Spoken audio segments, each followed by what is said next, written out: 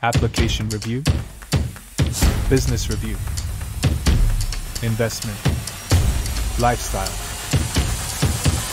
social politic.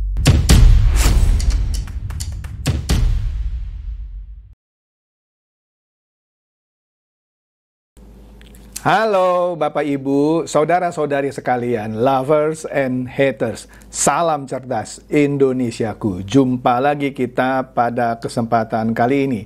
Bagi Anda yang belum subscribe channel saya, silakan subscribe channel saya.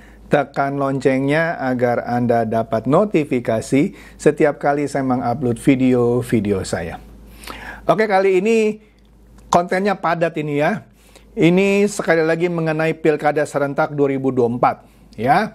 Dimana kita tahu banteng kalah banyak gitu ya. Intinya yang dia menang, ya menang sementara ya dalam hal perolehan suara di Jakarta. Kan kita tahu dari hasil hitung cepat itu Pramono Anung dan Rano Karno leading ya, number one. Tapi bukan berarti dia menang satu putaran, sudah pernah saya bahas di konten saya sebelumnya. Nah, di Pilkada Jakarta yang mereka menang suara disebut itu bersih gitu ya. Tapi di daerah lain yang mereka kalah, mereka bilang ada kecurangan begini. Bahkan dia menuduh Jokowi mengerahkan parcok, partai coklat. Ya jelaslah maksudnya kepolisian gitu ya. Ya, jadi seakan-akan Pak Jokowi cawe-cawe kali ini mengerahkan aparat kepolisian sehingga mereka kalah. Misalnya di Jawa Tengah, di Sumatera, dan lain-lain. Ya, ini menarik ya. PDIP makin ke sini, makin ke sana sepertinya. Oke, saya cepat saja ya. Sebelum saya masuk ke tuduhan serius ini mengenai Jokowi yang mengerahkan partai coklat alias kepolisian. Nah, Jakarta dulu nih ya kita bicarakan. Di sini Nakula mencuit bahwa fix 100%. Berdasarkan data KPU, pasangan Pramono Anung dan Rano Karno menang satu putaran, Jakarta menyala. Padahal data KPU belum menunjukkan Pramono Anung dan Rano Karno menang satu putaran. Nanti saya kasih lihat buktinya ya. Di sini dikatakan Pramdul sudah menang 50,07%. Oke, cepat aja nih ya. Terus ini Alex mencuit, haduh, bawa-bawa nama real count KPU Jakarta. Padahal KPU Jakarta baru mulai hitung berjenjang. Dia menanggapi cuitan Kusnul Khotimah yang bilang deklarasi breaking news. Deklarasi Pramono Anung Bang Dul calon dari PDP menang satu putaran. Pokoknya dia klaim sudah menang satu putaran. Ini bahaya. Kalau nanti KPU menyatakan sesuai dengan hasil perhitungan yang berjenjang itu tidak satu putaran, ini bisa chaos ya. Hati-hati. Ini memang sudah di framing. Jadi mereka tidak mau terima kalau tidak satu putaran. Seakan-akan demikian. Padahal sudah saya katakan, kalau KPU menetapkan satu putaran, ya kita kasih selamat kepada Pramono Anung dan Rano Karno. Tapi kalau enggak, ya kita lakukan putaran kedua. Oke? Kemudian, ini juga sama nih ya. Dari IG-nya Nong Anda Darol ya. Kemenangan Pramdul yang 50,07% berdasarkan perhitungan real KPUD. Nanti saya kasih lihat buktinya. KPUD belum mengeluarkan ini, baru hitung berjenjang. Mau dia utak-atik supaya jadi 2 putaran, seakan-akan dia menciptakan persepsi ini kayaknya ada yang mau utak-atik jadi 2 putaran ya.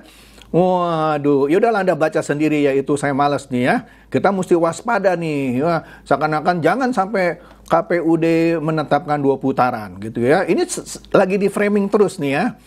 Oke. Kemudian Nakula mencuit lagi, pendukung Pramono Anung Rano Karno menggelar konvoi kemenangan Jakarta menyala di kawasan Bundaran HI. Satuin putaran katanya ya, lawan manipulasi. Seakan-akan kalau sampai 2 putaran ada manipulasi nih ya. KPUD Bawaslu jangan main-main. Waduh, mesti menang. Mantap, padahal baru quick count. Ntar saya kasih lihat quick count dari beberapa lembaga survei yang tidak semuanya 50% lebih. Kemudian ada siapa lagi nih? Aki Tulalit. Aki Tulalit mencuitnya lucu nih ya. Dia bilang apa? Front Mahasiswa Jakarta menyerukan aksi menolak pilkada 2 putaran. Lu dari mana?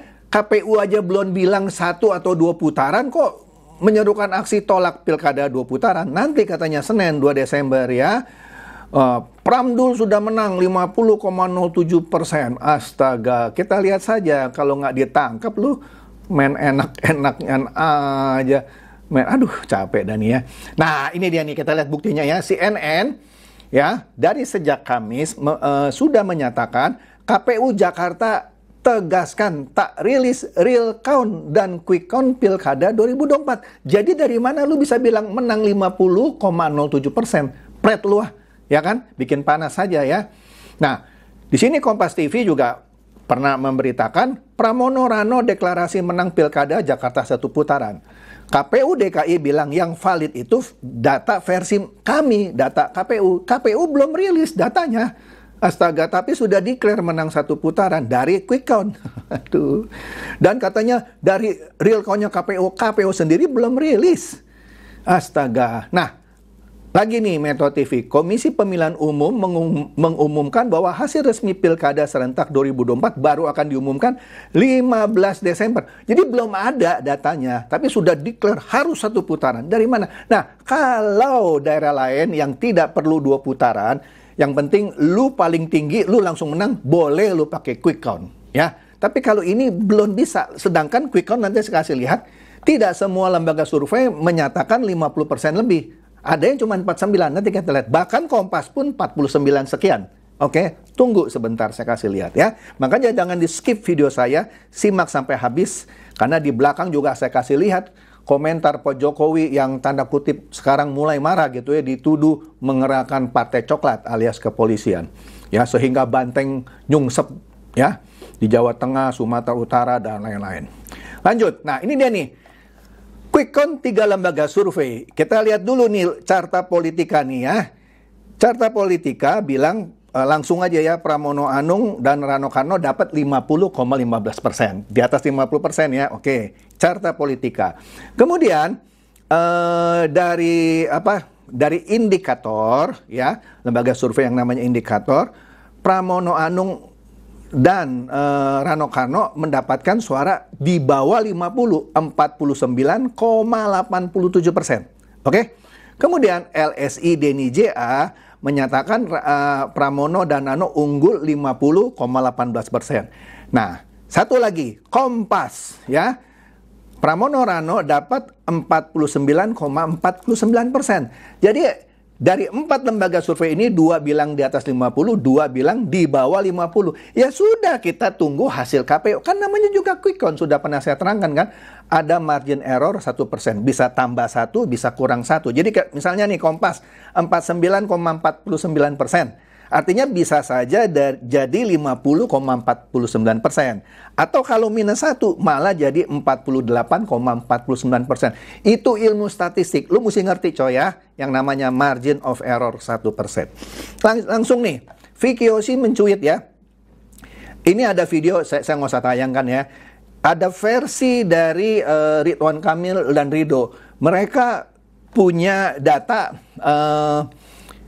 istilahnya real count versi mereka yang menyatakan juga sama di bawah 50%. Nah, daripada saling klaim 2 putaran, 1 putaran, ya kita tunggu hasil KPU.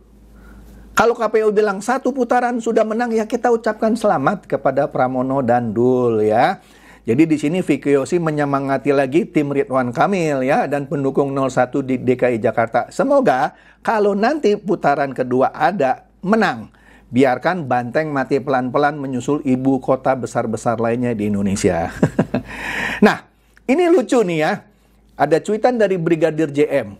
Nah, Ganjar yang sebelumnya jarang nongol, sekarang nongol lagi. Dan langsung lucu cuitannya. Ya, bukan cuitannya, komentar lah ya. Siapa yang sangka itu ucapan dari mantan capres. Apa yang Ganjar nyatakan? Menurut Ganjar, Pramono Rano menang di Jakarta karena aparat tidak terlibat. Jadi kalau dia menang, bersih. Karena nggak ada aparat yang terlibat. Sedangkan PDIP kalah di Jawa Tengah dan provinsi lain karena ada aparat. Waduh, ini sudah nuduh nih ya. Dia harus buktikan. Kalau enggak, aduh, bahaya ini ya. Nah, ini sudah satu nih ya. Sudah nuduh aparat ya. Oke. Nah, ada cuitan dari Alex bilang begini, gue lagi bayangkan kalau KPU nanti umumkan 2 putaran. Kan lagi kita nantikan kan 1 atau 2. Kalau diumumkan 2 putaran dan pertarungan putaran kedua kalah, mukanya mau taruh di mana? Ya kan? Ya kan? Karena kan sebelumnya sudah pernah saya bahas juga Ahok di tahun 2017 menang di putaran pertama tapi kalah di putaran kedua. Bisa terulang nggak? Maybe yes. Ya, kita lihat saja. Langsung. Nah, TKRO 007 bilang Anies dibuang sama Banteng katanya. Bahkan tidak ada satupun yang ucapin terima kasih ke Anies. Nasibmu Mas Anies cuma dianggap petugas partai biasa. Iyalah, di berita-berita saya nggak ada dengar PDIP mengucapkan terima kasih kepada Anies yang mendukung Pramono dan Sidul, ya kan? Nah, jadi dibuang nih katanya. Nah, kemudian kita lihat nih ya, komentar-komentar PDIP di daerah yang dia kalah. Kalau di daerah yang dia menang, tadi Ganjar bilang tidak ada intervensi aparat. Sedangkan kalau yang kalah seperti Airin di Pilgub Banten, dia bilang ada anomali. Wih, kacau deh ya. Dia bilang Basara menyinggung dugaan keterlibatan pihak non-partai. Ya, ujung-ujungnya parcok ya, partai coklat itu. Menyusul kekalahan jagoan mereka. Ini anomali pertama, di luar nalar kami. Seorang Airin, ketua tim pemenangan Prabowo Gibran, sukses memenangkan Prabowo Gibran di Banten, tapi pada saat dia jadi calon gubernur harus mengalami intervensi kekuasaan. Jadi ada yang mengintervensi katanya kekuasaan. Siapa yang intervensi ya? Mengalami intervensi kekuasaan. Kekuasaannya yang mana? Astaga. Jadi ada intervensi menggagalkan kemenangannya, kata Pak Basara, ketua PDIP. Ya, dia juga heran. Padahal sebelumnya hasil survei bilang unggul. Nah, ini dia.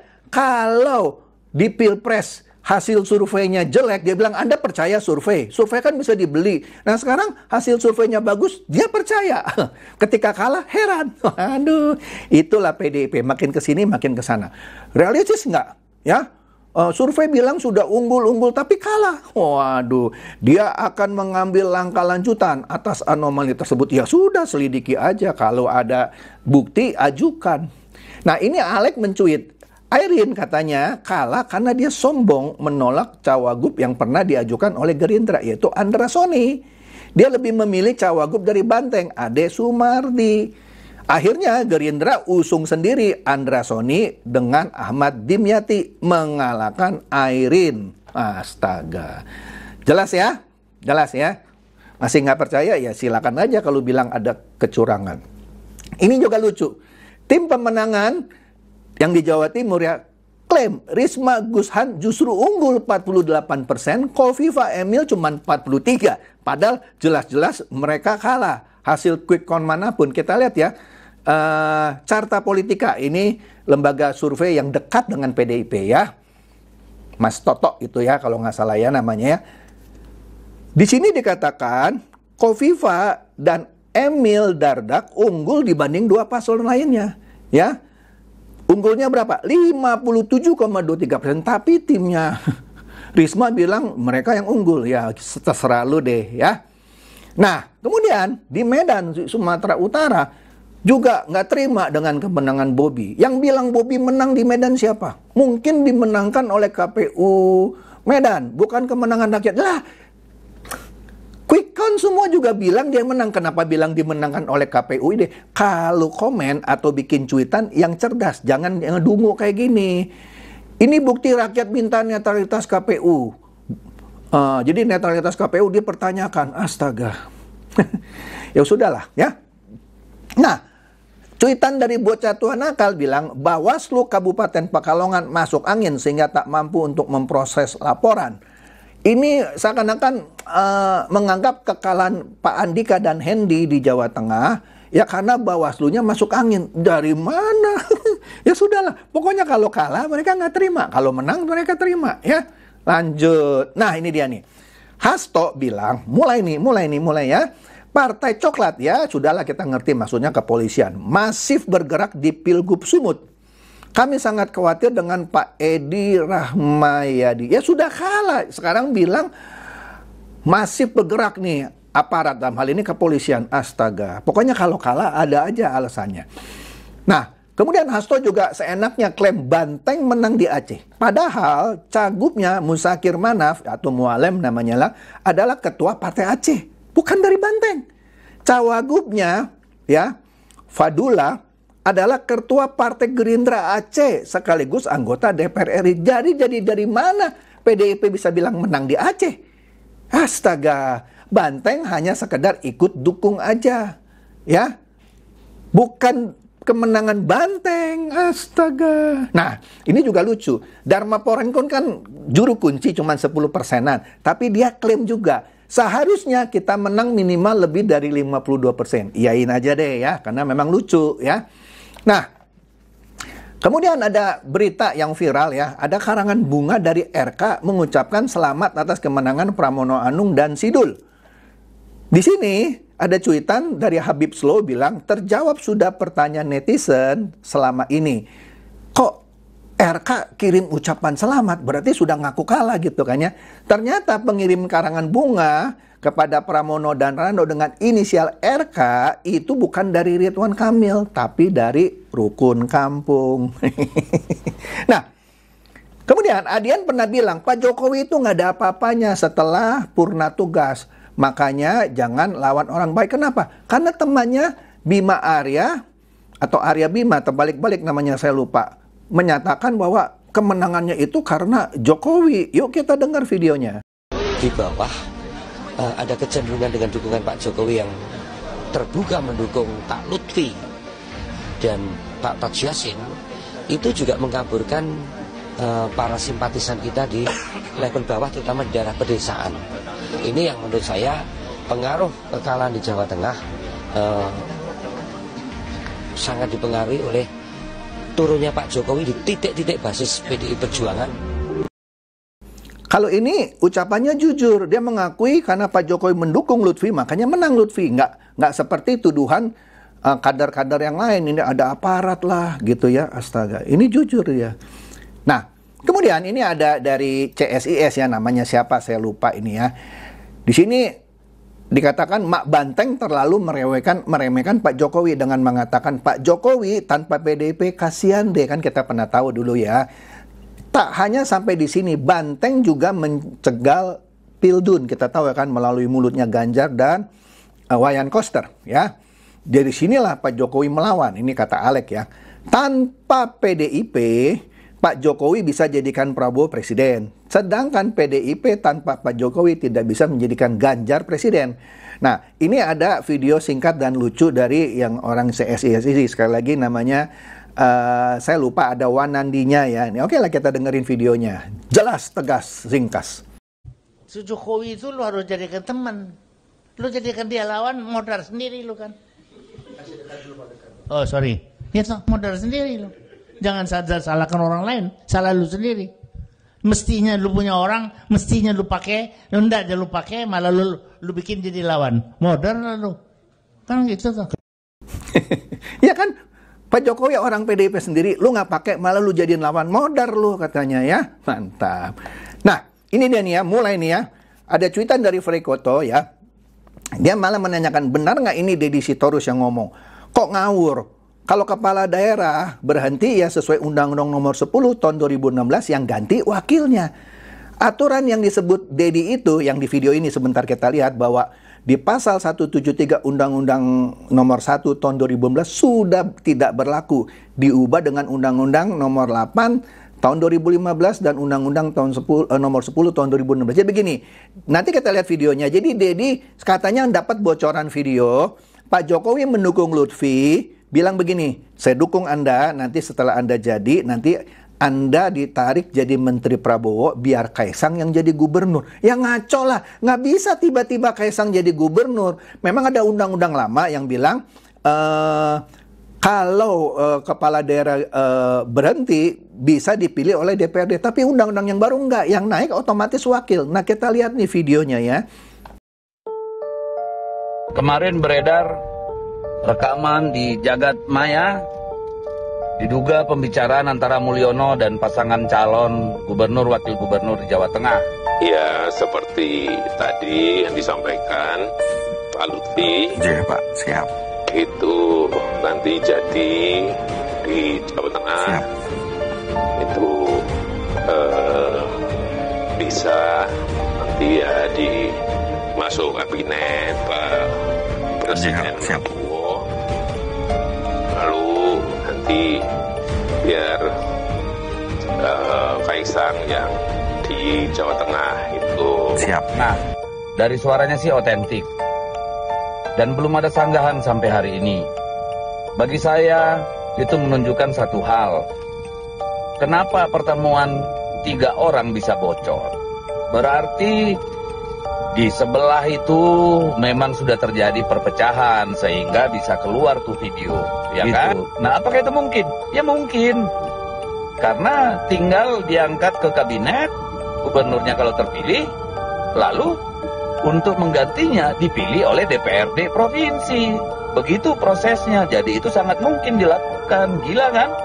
Pemilu yang begini mahal dan begini penting dijadikan alat pemuas keserakahan, syahwat kekuasaan. Lalu kita mendengar bahwa pilihlah calon yang punya jaringan di pusat, yang sejalan sama pusat. Pusat mana? Pusat apa pusat? Jadi jangan mau narasi kayak begitu digunakan. Ya, karena penyusunan anggaran itu, alokasi itu ada prosedurnya, nggak bisa main suka-suka hati. Bohong banget kan? Gitu, oke? Gunakan akal sehat, kita perbaiki negeri, putus rantai Mulyono, jangan takut sama coklat. Dengar ya, dia bilang lagi, jangan takut sama coklat. Ya, nuduh lagi dia ini sama kepolisian.